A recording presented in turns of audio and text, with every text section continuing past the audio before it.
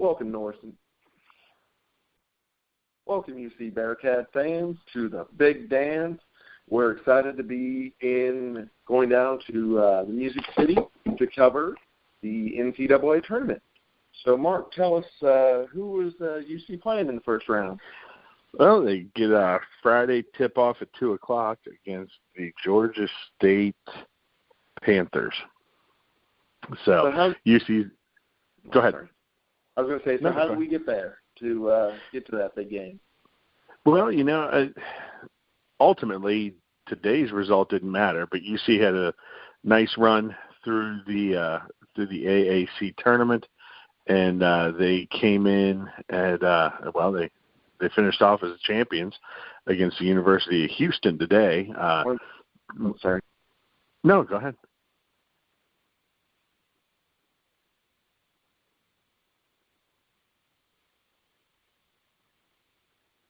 James, did I lose you?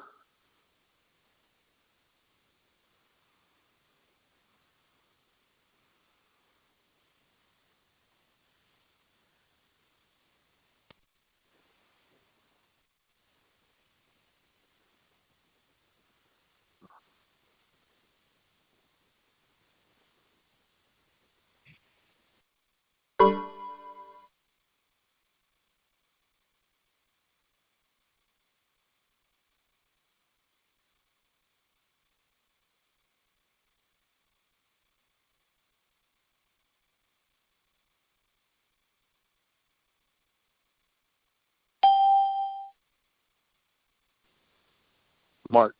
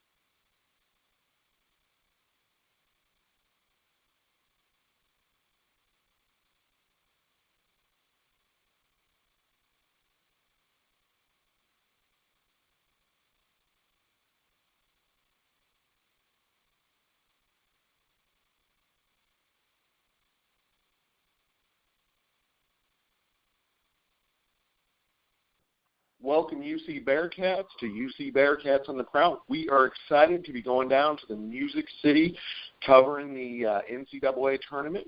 Wanting to find out, though, how did the Bearcats get there? How did they do in that American Conference Championship? Mark, tell us a little bit about that. Well, they had a nice run. They started off beating SMU, then followed that up with a win against Memphis, and then finally earlier today, Sunday, they took down Houston with a 56-55 victory. And it was a pretty good game, pretty tough fought. So the Bearcats ended up as the champions of the regular season and of the tournament. Kind of a nice run there for the boys. Gary Clark had himself a heck of a tournament.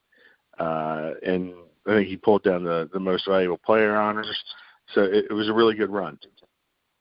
The crazy thing is, because like I remember growing up thinking UC won the tournament like every year. It felt that way, especially when they were in Conference USA and that kind of thing. It has been since 2004 since they won the conference tournament. That baffled me.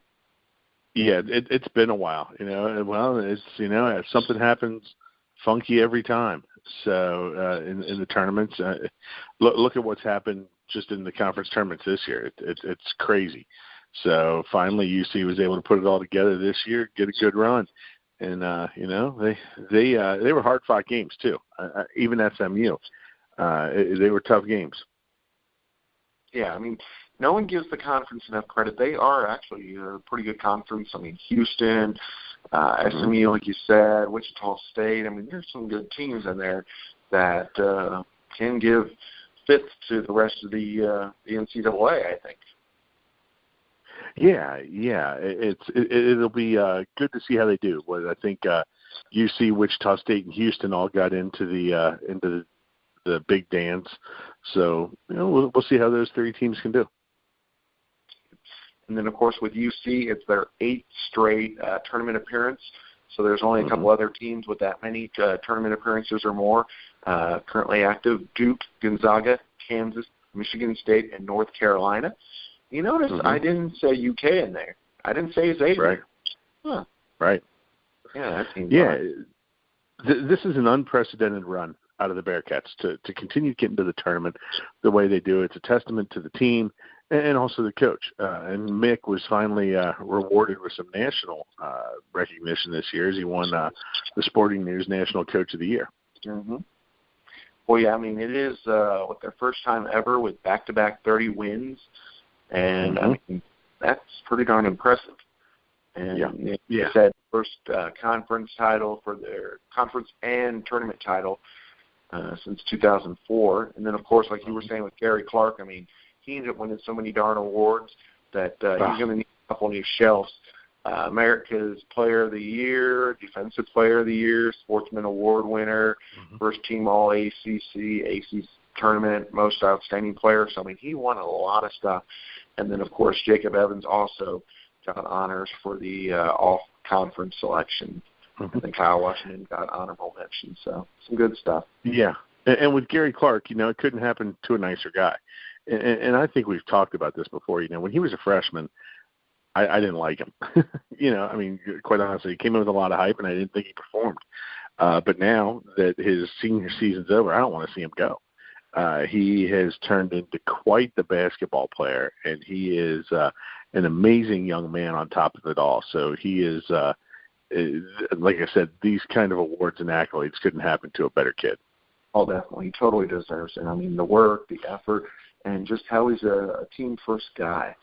The thing that baffled me, though, is I remember last season when we were covering the Bearcats, and everyone was all about Kyle Washington. And then all of a sudden this year they started talking more Gary Clark. Because there were a couple games last year where I saw him and I'm like, hey, he's pretty impressive. But, yeah, I mean, it really seemed like the narrative all of a sudden switched to Gary more so this year than some of the other players. I know they were all excited about King Broom coming in at the beginning of the year. But, like I said, it just felt Gary was under the radar and that he's starting to get the recognition that he deserves.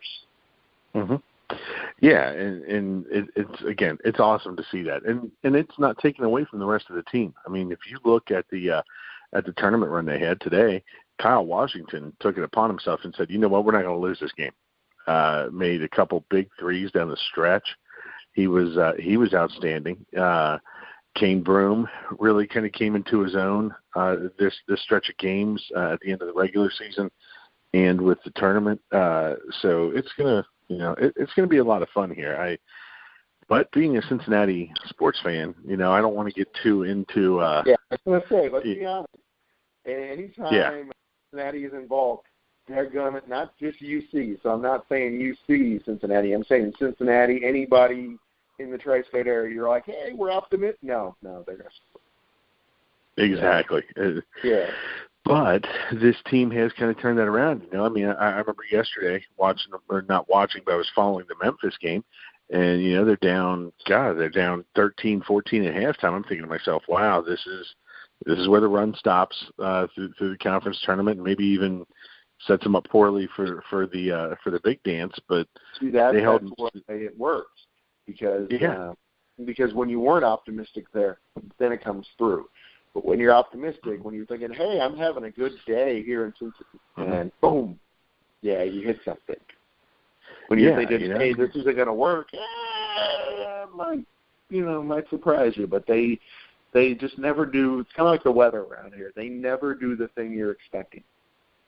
Exactly. And I can't, let us wrap up the conversation about the conference tournament without mentioning how solid the defense was in the second halves of the game. Mm-hmm. Memphis put up 42 on them yesterday in the first half. The defense was slacking a little bit. Memphis had that one kid who averages 6 points a game hit 4 or 5 threes in the first half. Always happens, right?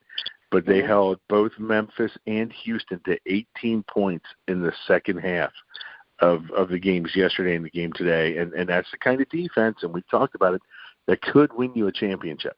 Oh, definitely. Yeah, if you can hold them under 20 and a half, that's ridiculous. Yeah, I mean, shoot, that would be, not that you're going to do it the whole game, but if you could, 36 points for the game? Yeah, it doesn't matter how bad your offense is. Your daughter's basketball teams could score 36 points in a game. Mm-hmm. That's crazy. Yeah, and then, of course, I mean, this season, the 2 streaks that they've had. I mean, they had the 16-game winning streak from December 12th through February 11th. And then, of course, they had the 39-game home court winning streak, which, home court, put in air quotes. I mean, it was still a road game for them, or still not a road game, but neutral site. We'll go with neutral site game is the best way to describe that. So, it's just it's been an interesting season. Like you said, there's been a lot of good going on. There's been a lot of benefits out there. But, it's just it'll be interesting to see. Of course, like you said, they're going down to Nashville. In Nashville, UC's 3-1 overall, and just in tournament play, they're 45-30. So it'll be interesting to see what they can do. Obviously, Georgia State, they should be able to beat them. Actually, it was 4 years ago, 5 years ago, something like that. I was lucky enough to get to go down to Georgia State. Nice era, actually. They have got to see their football team when they were just starting out. Unfortunately, I don't have anything basketball related to it, but they ended up they were innovators with new protective safety helmets that I'm surprised haven't really caught on yet. Oh, okay, cool. It's like a bubble outside of the helmet, like how you have the okay. Yeah, it looks like they took the inside guts, made another copy, and wear it on the outside. So their players are extra safe. So you shouldn't really hear any practice concussions where, in game, because they don't have that extra layer, but in practice, it's interesting to see see how they do things. Mm-hmm. But, they got some good things going on, of course, with Georgia State. I mean, 24-10, so they're not pushovers, but it's just one of those things that, since we didn't watch them play, it's hard to – be too concerned. And then, of course, when or if UC wins there, they've got, Nevada and Texas looking at them in the second round? Yeah, the 7-10 matchup, which could be, obviously a tougher game.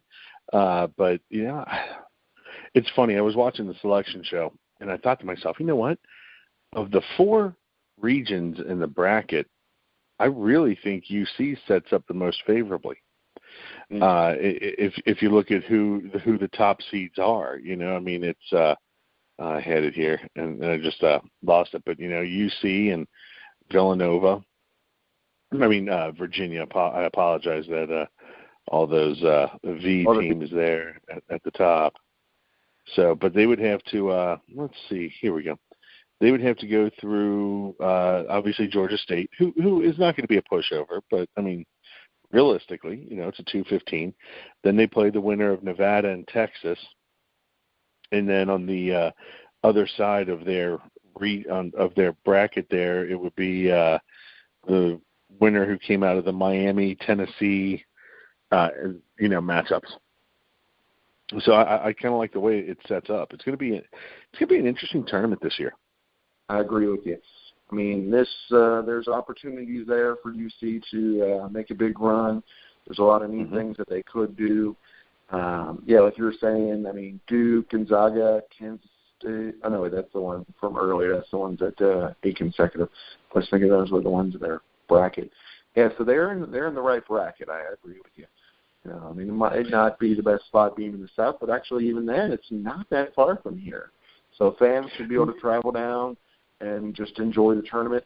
The way it was looking, tickets should be about $100 for the first and second round of the tournament. Yeah, it'll be a great atmosphere. It'll be really cool, and I'm sure they're going to travel well. So it'll be good. Hopefully we can get out of this first weekend, beat Georgia State and then beat either Nevada or Texas, and then we'll look ahead to after that and see what happens. Interestingly enough, I was looking at some 538.com. They do a lot of statistical stuff. They had a guy, his name's Chris Herring. He did some statistical analysis of the brackets, and he actually has UC getting a 6% chance to make it to the finals and win it, which may not sound like a lot, but when you consider the Villanova, the overall number 1 seed, their percentage chance to win the tournament is an 18%. This puts UC in about this, I'd say like the 7th favorite. They have the same percentage chance of winning it as Michigan State does, at least according to this. And to continue on that, they only have Xavier with a 2% chance of winning it, because that's just a harder. They have a little bit harder bracket, I guess. Mm-hmm. Yeah, unfortunately, where UC is located or seated in there, and they're matches up very favorably. So yeah, there's a lot of good things going on there. Like you said, we had the good run in the tournament. Winning that is always nice. It was good to see they had a lot of the alums that made that game to be able to celebrate with the current players. And just Nashville coming up on Friday, 2:00. Obviously, a lot of people's favorite time of the year, being able to watch all the NCAA games. I mean, all of the madness of March, and should stack up in favor of the Bearcats. Yep, hope so. Before we go, just so people can learn a little bit about Georgia State. They have actually 2 Ohio State guys, Walnut Hills. They have Jordan Tyson, who's from Walnut Hills, and they got Jeff Thomas, who's from Norwalk, Ohio.